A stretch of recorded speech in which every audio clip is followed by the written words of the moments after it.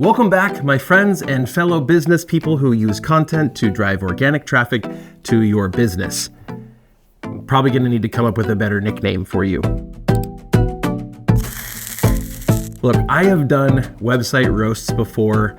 Typically, it's more like a site breakdown, kind of like if I was doing a consult for you, where I give a list of things that I would do to the website to make it better. Well, that's kind of cool and I think kind of helpful, but never quite as good as when we do the work and when we show you the work. And that's what we're going to do now. So here's what I have. I have a website here from a Project 24 member. She has been struggling with dwindling traffic since the beginning of the helpful content updates. This is like a couple of years. We worked a couple years ago on site speed, Core Web Vitals.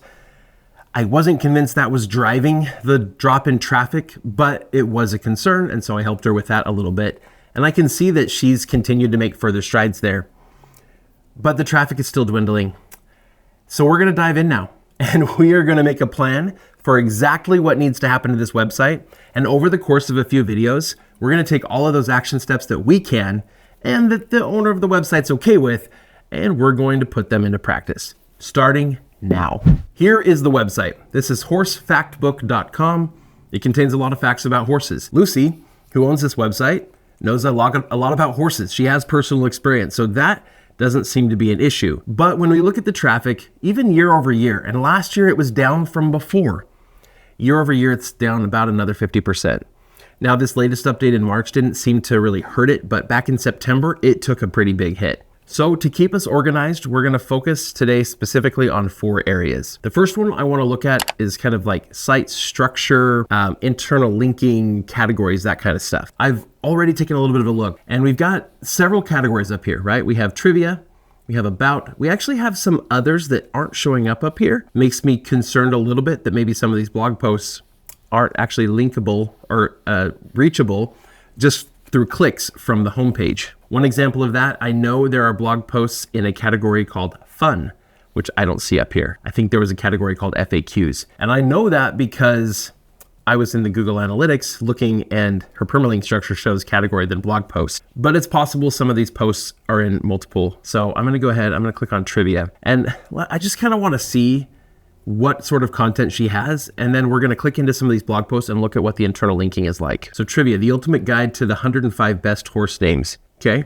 is that trivia? Is that guides? Is it both? And I don't know if horse names is really trivia, so I don't know if that's really the ideal fit, but that's okay. We've also got some others here around names, so I would certainly hope that these link together. In fact, this one, the ultimate guide, it should probably have somewhere where it says like, for different breeds of horses, there are certain names that seem to be an even better fit. For example, chestnut horses, and then links to that one. So let's go ahead and look and see if that's here anywhere. So color-inspired horse names. Chestnut is a specific one here. And I mean, here we've got colored horse names. I don't see any links here that link to that chestnut article. We don't have to necessarily link to every article that is kind of in the same sort of silo. And I would say here that horse naming is definitely a cluster of content, but these all should really link together overall. So every article we have on the website that talks about horse names, all of them should be linked to from at least one other blog post and should link out to at least one other blog post within that horse naming cluster. Sometimes idea articles like this can be really helpful, but it can also be really helpful to give a little bit more in-depth information about maybe some of where these names come from and why they're good horse names. All right, that's something that we're gonna want to do in a little bit more detail, looking at a lot more clusters. In fact, ideally what we would do is we would make a list of every single blog post on the website, as well as kind of where they're categorized today. But what we're gonna do is look for natural groupings that exist amongst the current content and ensure that there are good internal links between those articles so that we're making it really clear to search engines, including Google, that these articles are closely related and that in any one of those articles, there is additional information that can be found elsewhere on the website. It builds your topical authority and helps to give you more views per session. So people are more likely to click through to more articles on your website before they leave, rather than just reading the one. Now, I do know that on this website, there are a lot of articles that do a great job of internal linking. We just want to make sure that that internal linking is well structured so that those clusters of content are really clear. That doesn't mean we can't link to other articles outside of the cluster that we're writing about. that's totally fine too. So the links you have are probably great.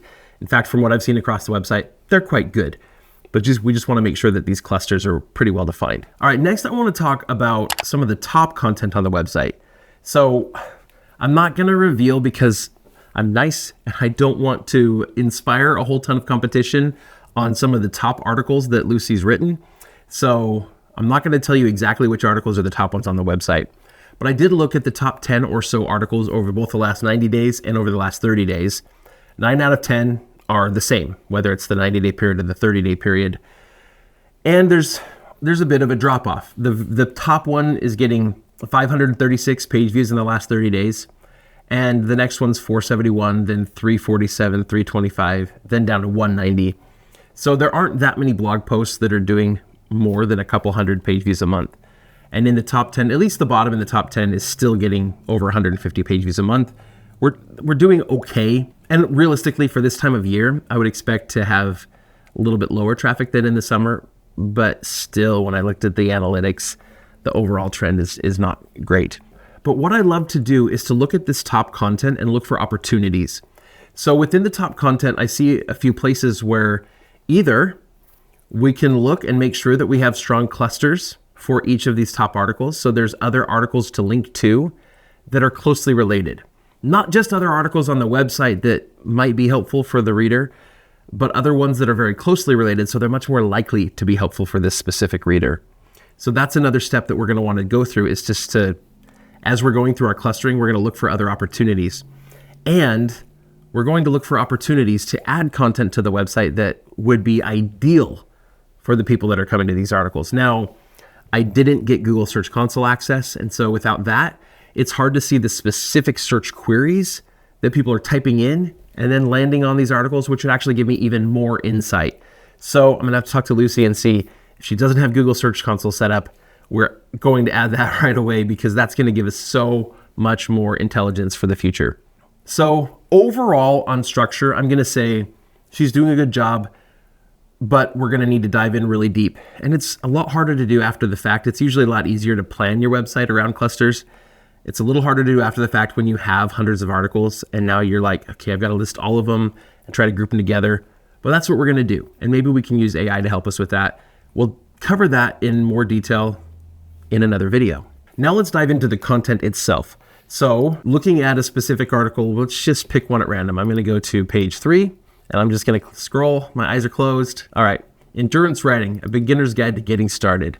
This is a beginner's guide, so I would expect this to be a fairly meaty blog post. So we've got what is endurance writing.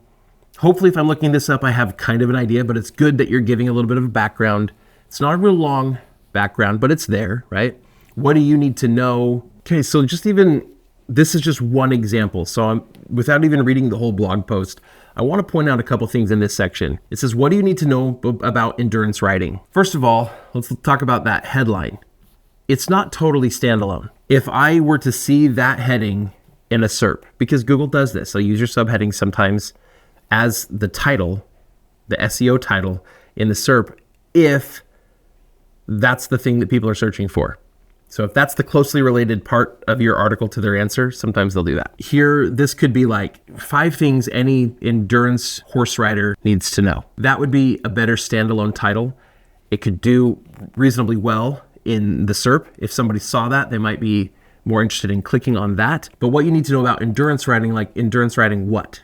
Bicycles, motorcycles, horses, what are we talking about? Obviously Google knows, but if somebody sees that in a SERP, they don't necessarily know. So make that clear, make your subheading standalone. Now here, as the name suggests, endurance riding or racing is a real test of endurance or stamina, not just the horse, but the rider too. This is good. This is a good intro here. So it's basically like, there's stuff you need to know and you need to be prepared for to be able to do endurance riding. And all of a sudden, the second half of the paragraph's all about maps. And it just feels, to me, it felt kind of abrupt and it didn't feel like they went totally together. What I would do is I would number these things. So I mentioned putting a number in the subheading, right?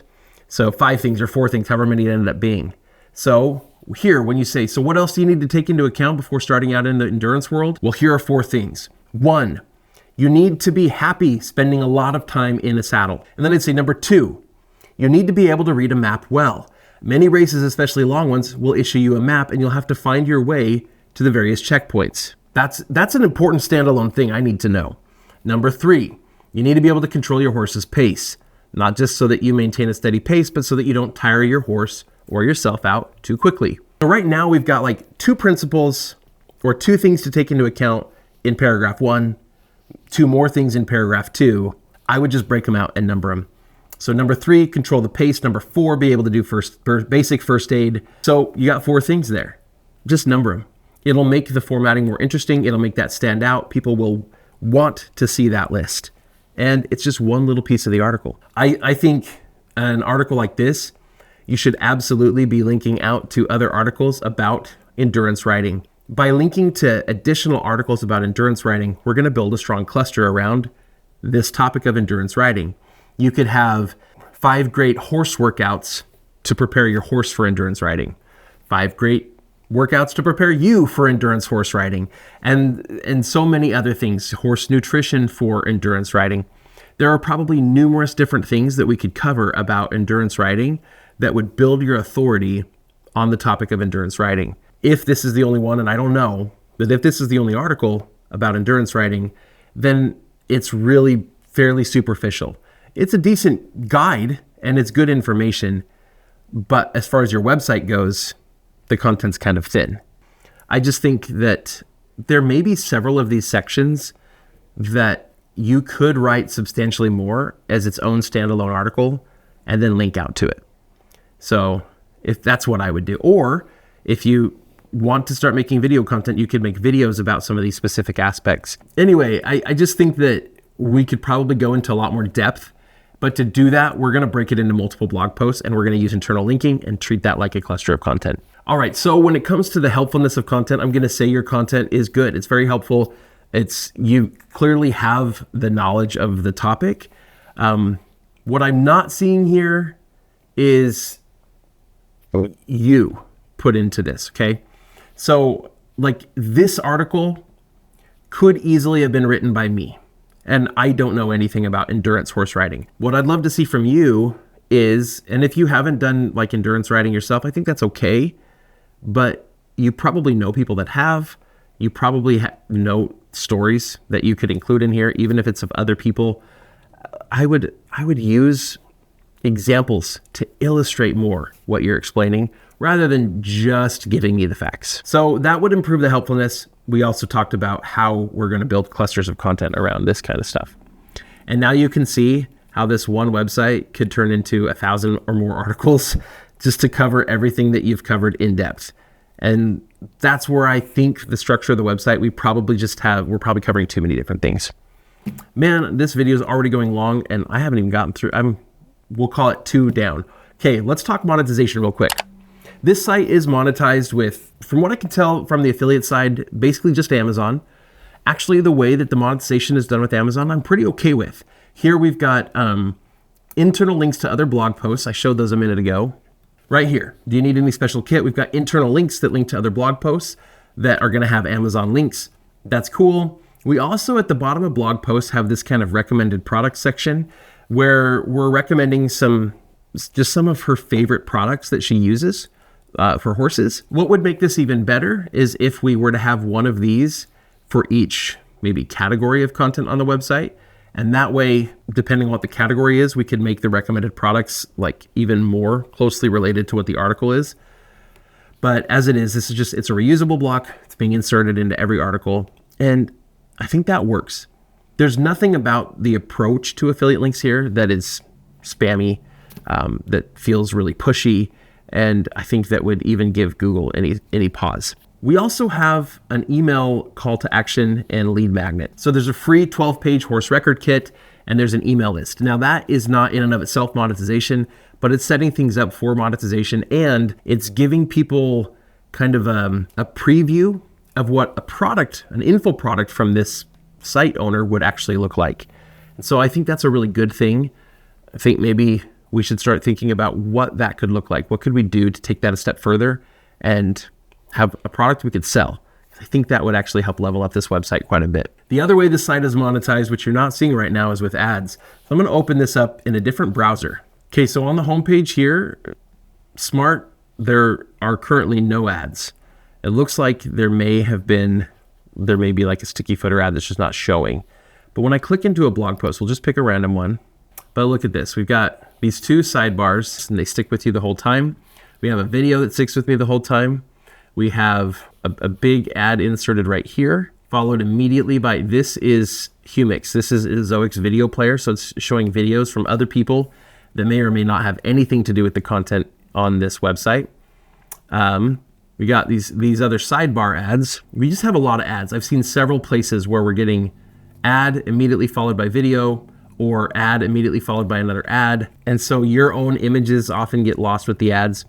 Also, in order to reduce the amount of shift, it's CLS, cumulative layout shift. In order to reduce that, Zoic has just kind of made these ad boxes that are big, and then they just put the ad there. And that way, first of all, the ad can slide around like that. But also, if they decide to put in a little ad or a big ad or whatever, it doesn't shift where the content is based on the size of the ads they decide to display. It just makes it look super ugly. There's just way too many. Way too many. So one of the things I would like to do is I'd like to go in and, first of all, we would either remove Zoic altogether and just work on improving the traffic and get it to a place where we can put Mediavine ads on this website. Or I would go through the effort to dramatically reduce the number of ads. We can look and make sure that we keep the highest value ads. The sticky footer ad is usually one of the very top most valuable ads on my website. There's a ton of these individual ads. That's not an ad. There's a ton of little ads in your blog post where that one ad earns you basically nothing. But by having so many of them, it makes the experience worse. And this could really, in the current day of helpful content, be hurting your website. All right, enough on monetization. We're going to work on that a bit.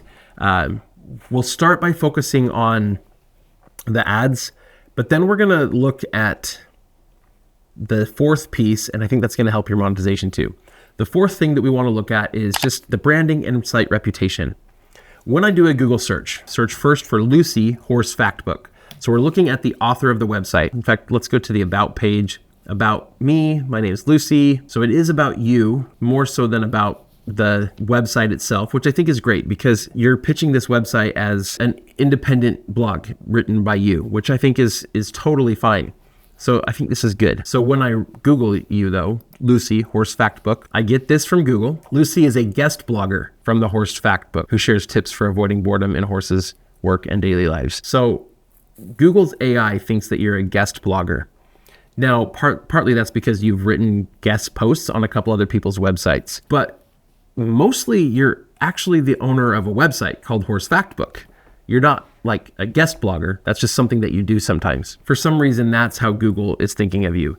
Maybe it's not clear to Google that you're the owner of that website. Then I see this article that ranks on talkingtohorses.com that you wrote, and another one that you wrote on Boredom Buster Tips on this website, Equestrian Movement. Then there's the Pinterest post for this article that I believe is on their account. Then there is your archive page. So these are the blog posts that were written by you, which is probably all of them. Then there's this page from Talking to Horses that is like an archive page that lists the blog post that you're in. Down here, right here, there we go. There is your About page from Horse Factbook. We don't even have horsefactbook.com showing up in the search results like the homepage, but we do have your About page, which I would expect to be at the top. So basically what that's saying is you as the author of this blog post don't have a very strong reputation with Google. It does help you've written a couple of guest posts. I think that speaks to your authority a bit, but I think we need to do a little bit more to make it clear to Google who you are, that you're the owner of this website, that you're the primary author of that website, etc. And that's something we can work on. Some of that we'll do with schema markup, and some of that we'll just do by maybe reworking a little bit your About page and some of the stuff on your website. Now let's just Google. We're not going to type in horsefactbook.com. We're just going to Google Horse Factbook. Okay, I get jockeyclub.com. Then I get your Facebook page. Then I get your website. Then I get an Amazon listing for a book. Then I get your Twitter and your Pinterest. So you have these social accounts, and I think that's good. But I clicked into these social accounts, and what I saw basically on I mean, Pinterest, this is exactly what you should use Pinterest for. You've got a bunch of pins to your blog posts. I mean, that's basically what you do. And when I look into the pins, we should have a little bit more written content here that would actually help you do better on Pinterest. It would help you rank higher on Pinterest. We can maybe talk a little bit about your Pinterest strategy. There is a fairly new course that's only a few months old in Project 24 that was made by a Project 24 member, Kara, who knows Pinterest way better than I do. And man, it's working. And honestly, it's basically the thing that's kept Cook for Folks traffic stable. Because when I looked at Google Search Console, my clicks from organic search have been going down, but my clicks from Pinterest are going up. And so my traffic overall looks really stable. But now when I look at your other social media, so let's look at Twitter, let's look at Facebook. I found you did, there it is. You had an Instagram too. This is what I'm seeing. I'm seeing the exact same text that was written for Pinterest. Here's your featured image. And then here is, it's basically just pulling in a card, a link that links out to your blog post. This is nice. I didn't see this one when I was looking yesterday. This is a separate thing. Check out this amazing book. I would have liked for you to write a little bit more about why it's an amazing book. I think it's much more likely that people are going to click on what you write on Facebook if there's just more to it than that. If it's basically just a link to somewhere else, Facebook's not even really going to show it to anybody. And I think that's one of the struggles you're having is you're doing social media, but you're not really using each platform in the way that it's intended to be used or the way that will optimize how it's used. Let's look at your Instagram. Same picture here. I click on it, exact same thing. And then because it's Instagram, you can't even make this a link. It's literally just the text, which is better than nothing. I don't think this is doing much for you. It's better that you have an Instagram than not having an Instagram, but I would like to see content that's been curated and made for Instagram that goes on Instagram and that helps your brand more so than just linking out to your blog posts. We're going to talk about ways to do that in another video. There's so many videos we're going to be able to make just for this website. And with that, we have our work cut out for us. That is a pretty full little consult right there. And there's a lot of specific actions that I didn't tell you exactly what we're going to do yet because we're just going to do it. And we're going to do it on camera and show you exactly what this is going to look like. Frankly, I'm excited. I can't really decide exactly which thing I want to do first. So I guess I better leave and get to it. I hope you'll check out the other videos on this project because they're going to be super exciting for me. This is going to be a real business and this is going to be exciting, I think, for Lucy as well. We'll see you all in that next video.